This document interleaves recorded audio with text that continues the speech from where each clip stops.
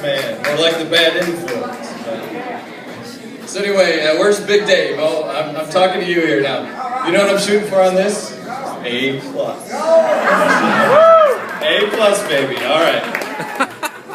So I met David. We were staffed at SunTrust, and so my lead, or our boss, had asked David to show me around. And so he said, all right, I'll take him around the office, and he introduces himself to me as the class clown. And as he proceeds with the key card in his pocket to put his butt up against the door to guide us in, and I don't know about you, Katie, but for me it was love at first sight. A+. So David and I quickly become friends, and I started inviting him out to my mom's place. There you are, raise your hand. And you didn't know you were going to be in the speech.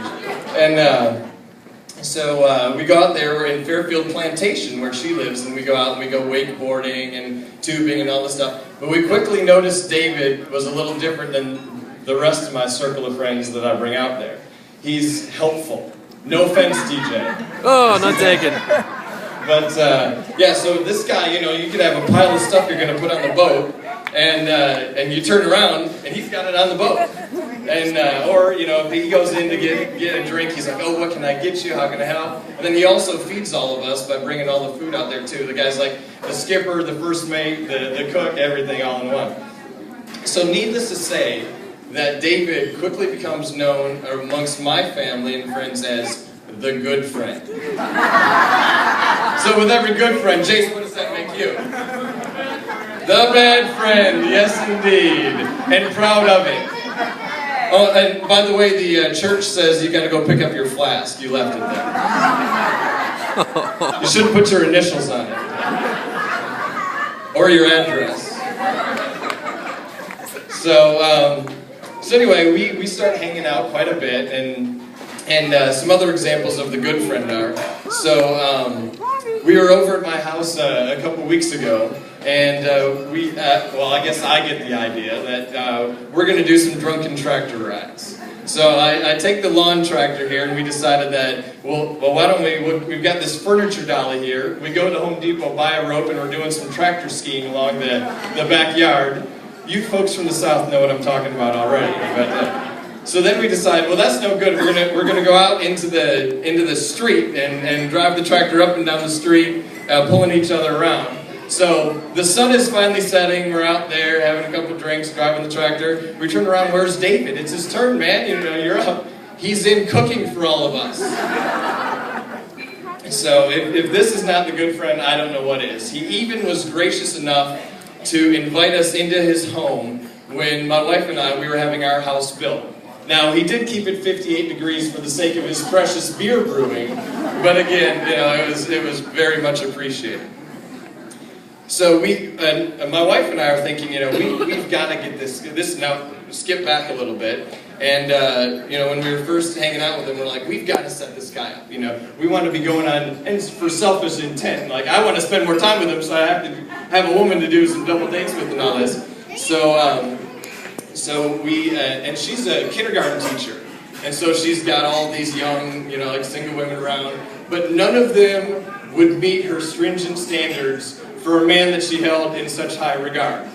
So my mom says, well, what the hell, I'll give it a shot. Meanwhile, so there was this physical therapist that was treating my grandmother, and you heard a bit of this story here that Nancy had mentioned last night, but so she's like, let's make the introduction. Now this is a little weird coming from mine, so I mean it just is. So we decide that we need another in. And so meanwhile, Katie and I had become friends. We already had a mutual friend out of the Chicago Accenture office, and so and she was in the project with us. So I say, Katie, see if you know this person. And she doesn't happen to, but she was able to track her down through a mutual friend and make the connection. But as we're plotting and scheming here, she keeps saying stuff like, "Oh, David's such a catch." Any woman would be lucky to have David. Now, I'm oblivious, chalk it up to being a man or whatever, but this is just, I'm like, yeah, just get back to the email here. We got work to do. So now Miss Nancy notices, of course, being the mother, but I didn't notice at the time. So anyway, we get the dinner arranged, and we go out there, and we're swapping some stories, telling some lies, having a good old time. And but the funny thing about the evening was that it seemed like we were on a double date, but it was my wife and I, and David and Katie. And where was this other person? So it goes without saying that nothing much happened with that date. And so fast forward about a month later, and the office is all abuzz with rumors of David and Katie canoodling here at the office. And I'm like, David and Katie? I'm like, why didn't I think of that? Again, the man upstairs thinks of it, Miss Nancy thinks of it, I don't think of it. But, so I get to thinking, I was like, yeah, absolutely. And so, but it just goes to show that, I was happy to be part of God's master plan here and bringing these two people together. They will certainly always have a hell of a good story for the grandkids anyway.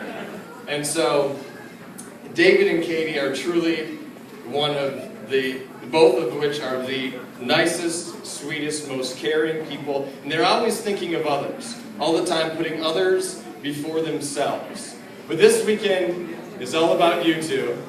And, I don't usually say that because I won't win any sensitivity awards anytime soon, as she can attest to. But this weekend's all about you, and you're starting your lives together. And so I ask each of you to raise your glasses and toast to the couple of the century, the bride and groom, David and Katie.